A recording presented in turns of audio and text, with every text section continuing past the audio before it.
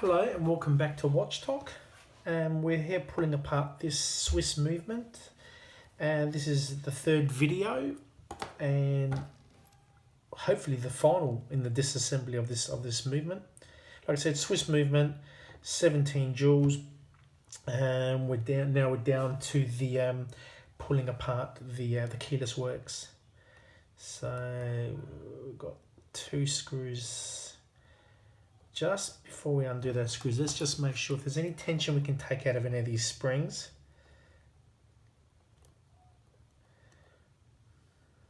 Let's sort of do that. I don't want to bend anything though. Let's give it a crack. If something goes flying across the room, we've got enough provisions in place, I think, to find it. Okay, so there's one screw there.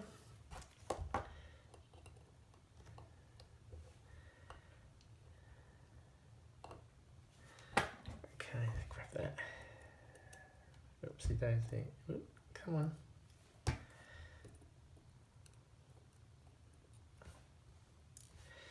Alright, now just see how this goes on. It just, okay, that goes on there. Let me just grab my little bit of pegwood just to make sure things don't go flying through the air.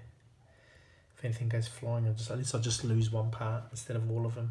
Just want to keep my eye on the orientation of all these levers underneath. So this is the setting lever spring. So that's, yeah, there's no tension on that. So that comes off. Just check underneath it. That's okay. Yep.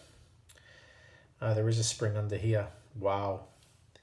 Yeah, I thought it looked a little bit, I thought this looked a little bit, like the other one that I've seen, or the other ones that I've seen, they've got a few more sort of springs in there, but this one here has only got the one.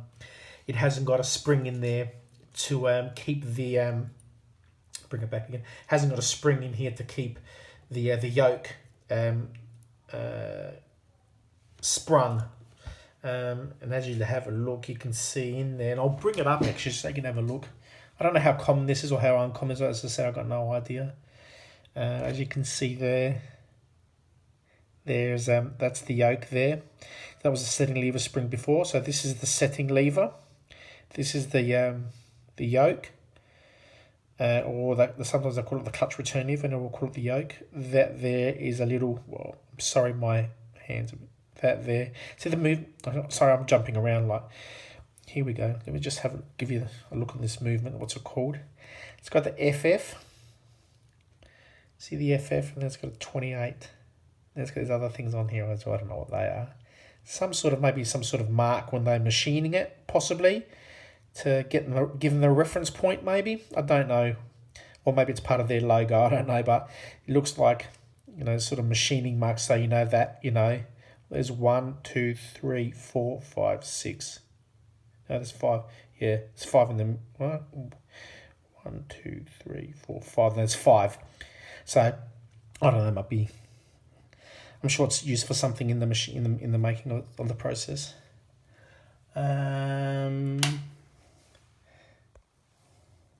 Okay. Well, that was lucky. My camera just said, lucky I was standing up. My camera was just saying low power, and I had it plugged in, but I didn't have it turned on. What? Okay, so there we go. Back to this. So there you got the yoke, and that's the yoke spring. So that just goes around that sort of post over there, and then once we take that off, then you've got here. That's the intermediate setting wheel, which obviously meshes or engages with the minute wheel, which that meshes with the cannon pinion. And see this other little wheel on the top, which is part. This other little pinion is part of this minute wheel, and that there drives the hour wheel, which drives the hour hand. And this obviously that's geared down 12 to 1, right? Because the minute wheel turns around once an hour, and then the hour hand turns around once every 12 hours. So we'll take apart all this. Be very careful with this intermediate setting wheel. That's normally held in place by a cover, or that's I should have seen, it's probably that setting lever spring, it probably held in by that. Be careful, you'll lose this, and then you have all sorts of trouble trying to find it. In there you have the winding pinion, and then in here, sorry, I'm moving, that's the clutch. Now I wonder whether they're two separate pieces. They probably are. Anyway, that gives you a little bit of an insight into that, because some of you will rip these watches apart. Some of you just like watching, so we'll try to keep everybody enthused. So let's take off the minute wheel. Just take her off, have a look. Nothing exciting. All right, put that in there. Take off this intermediate setting wheel, and with the and I will take it off with a bit of a rod, okay? I just want to make sure. That, because with the Salita movement, they were chamfered, and it said on the thing chamfer up, and these look like they're chamfered as well. They look like they're chamfered as well, but chamfer is down. Now, in saying that, in the book that I got when I did the the TZ score for that number 1 level, I thought the picture in the Salita movement says the chamfer's up, but in the book it says chamfer down. But the book relates to the ETA movement, so maybe the ETA movement is different. I don't know. Maybe I read it wrong, but that looks definitely like there's a chamfer on it, and it was pointing down. So let's remember that. And I've said it a couple of times in this video, so if I have to play the video back before I put it back together, chamfer down. All right. Now what I will do, because that's giving me a bit of the heebie-jeebies, is I'll take that that spring off, because I don't want to lose that. Which just flung off. See that? I don't want to lose that, and then she just flung off. All right, let me just check how that,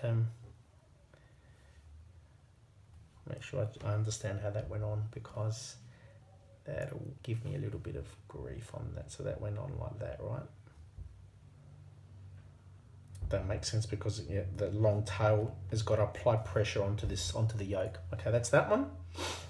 Then the yoke should come off. So these springs, and this one's spring. This is a pretty big spring anyway, but nevertheless, if she goes bush, another Aussie term for you, she goes bush, you're going to have a hell of a time trying to find it. And then we just take off this. Now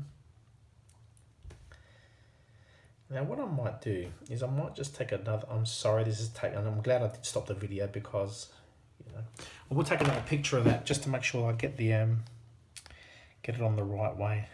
I know it might be pretty obvious to some of you guys. And it looks pretty obvious to me as well, but, better to have a record of it than say, gee, I should have taken that extra 10 seconds to take that picture of it. Let me just have a look. Yeah, that clutch is separate, which it normally is. Now the setting lever, we can just, no, that won't come off, because in this particular model, the setting lever there's a screw from the other side, so that's the other screw that we undid to take out the crown. Where in the Salita movement, it's not screwed in. It's one of those push ones. So again, that should have been obvious to me, but it took about 3 seconds for me to click. But that's not so bad. So what do we do now? We'll just unscrew that little. And what will happen is when we unscrew that, as I was saying it happened. The setting lever will just fall through, because obviously it's screwed in.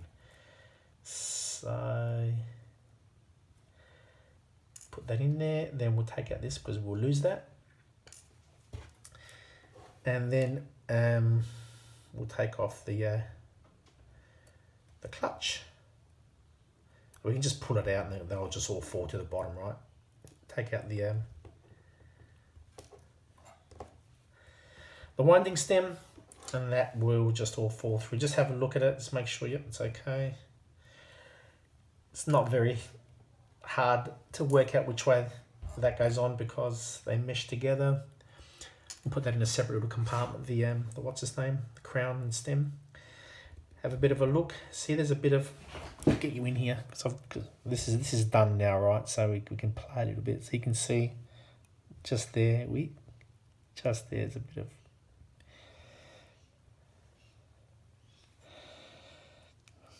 bit of crud in there. Just have a little bit of a look. Nothing exciting. So that's it. All apart. This movement's all apart. And then the other thing that I may do is I'll take these capsules off. I'll take the this capsule off and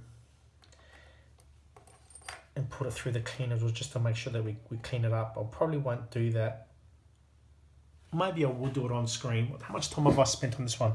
11 minutes. All right, that's okay. All right, maybe we'll take that one off. This is pretty... Now, let me just close this parts tray up. Because knowing my luck, I'll probably knock it. And if I knock it, stuff will go flying and I'll be really, really annoyed with myself. So let's grab this. And if you think that I'm just going on too much and just talking a lot of rubbish, let me know. And then I will change accordingly or just ignore what you say. I don't know. No, it's not in there properly. Just good to have the comments on what you think, you know, whether I'm just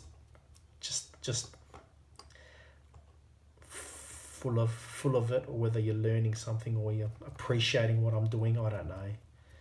I just, like I said before, I'm just putting together these videos just to show people that, you know,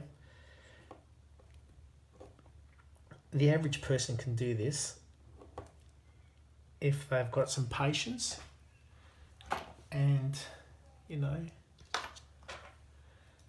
a little bit of an idea. Now what I will do,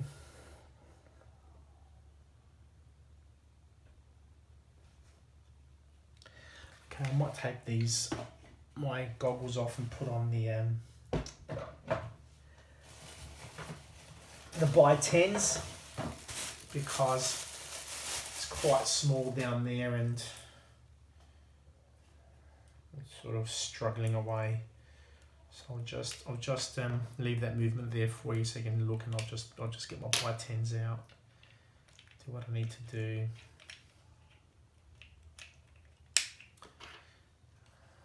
Okay, let's have a look. It's got a bit of a...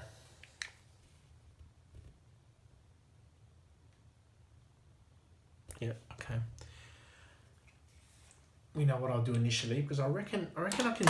I might be good enough. I might not be blind enough that I might be okay to get them out. We'll give it a shot, and if not, we'll swap over. So one thing you'd want to use for these is if you've got your really thin tweezers, like your number 5s, that'll probably help you. And then I'll get my really pointy stick. And what you need to do is be really, really careful with this.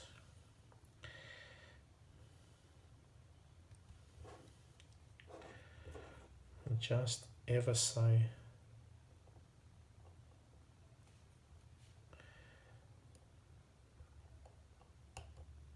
slightly, just bend that spring, just undo that spring. There you go. She just pops out. Just flick her back a little bit. Just make sure that spring doesn't go flying, and I will use some Rodico on this end here, and I'll just sharpen it. This is how I sharpen my Rodico, right? There you go. Sharpen it to a point to get that out. That's it there. It's really, really small stuff there. I'll just grab it off so you can see it. That's the capsule. So that'll come off in 2 pieces. And the capsule in the bottom bit. Anyway, I'm getting a little bit heebie-jeebie-ish.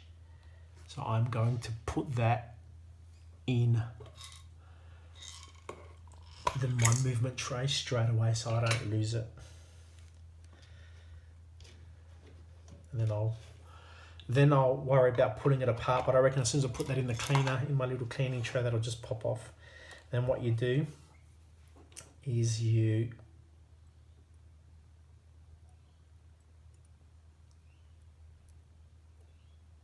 close that up and lock her back in place. Yeah, I have to hold my breath when I do this because it's really delicate work, and just like I said, you know, I don't do it.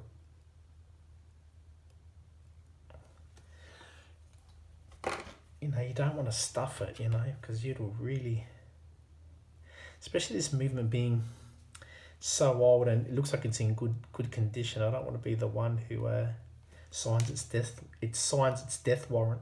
Okay, that's back in there. And just make sure these are back in there, because if you don't, this goes into the cleaner, you're going to lose that and you're not going to find that. And to try to find a replacement in this day and age, yeah, I don't think so. I'm not going to there's another screw here to take off this other sort of jewel. I'm not going to take that off. I don't think it's necessary. But there you go. That shows you how to take apart the cap jewels for the balance. This is the bottom one, the top one. Yeah, the top one. That's the top one, I think. Yeah.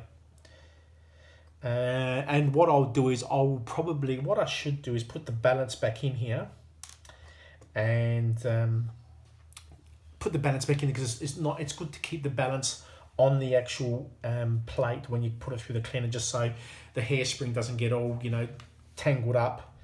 I know a guy that he was an absolute magician. He could take a bloody knot out of a hairspring just to be like, he was just so meticulous. He was a master. He was a master watchmaker, that guy. I would probably just throw it in the bin and call it a day. So I won't do this on screen because on camera, because you've seen that. I'll put the balance back on. I'll chuck it through the cleaner, and we'll give it a bit of a clean. But what I might do, how much time have I got? We're at 17 minutes. You know what I might do is I might just disassemble. I'll put that aside. I might just disassemble the mainspring and show you how to just at least take that apart. I mean, you've probably seen it on videos before a lot. So again, I'm not going to be showing you anything you probably don't already know. But right, what I would do is get one of my stakes out. What do you call these things again? Blocks. Gee whiz. A staking block. So I had it half right? So just put it on there, put on the flat bit. If your nails are good enough, which mine are probably not, you might be able to snap it open. Oh, you might be. Yeah. Hear that? Just snapped open. Take the top off. Be very, very careful, just in case, you know, the...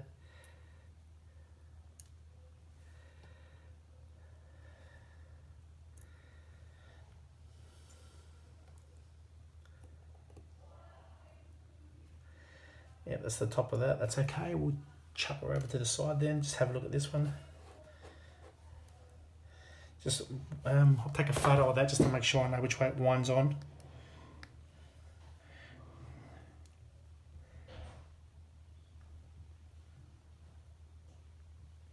Okay.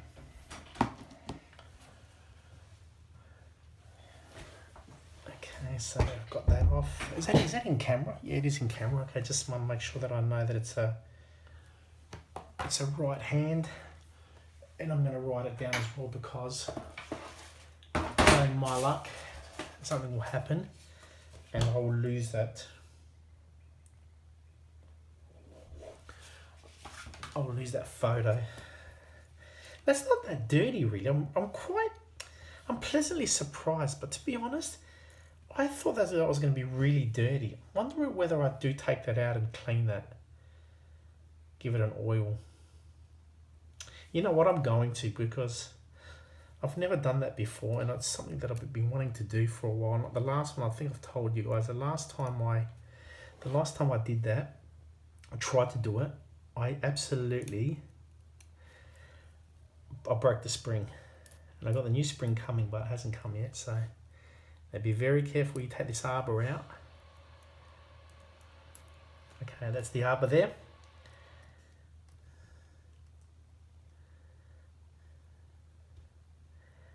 All right, we'll put that aside, and then you just walk these things out. You've seen plenty of people do it on the internet. You just walk these things out very, very, very carefully. Let me just come off camera for a while there so I can get it started. So I don't want to mess it up, and my fat fingers won't.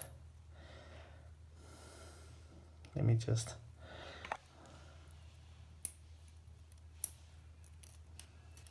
Oops. All right, so you got that like that, right? And I'll probably be coming in and out of camera because I can't see what I'm doing.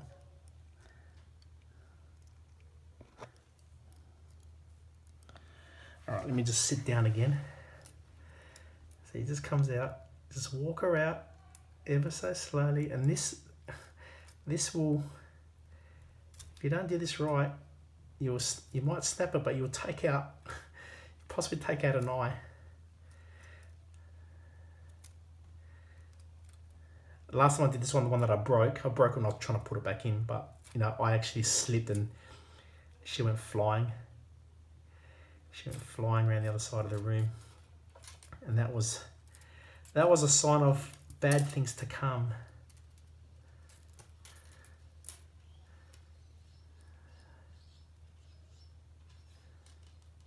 Okay, that's it. So here we go. There's the mainspring, one mainspring removed. That'll go into the cleaner as well. And just inspecting the barrel.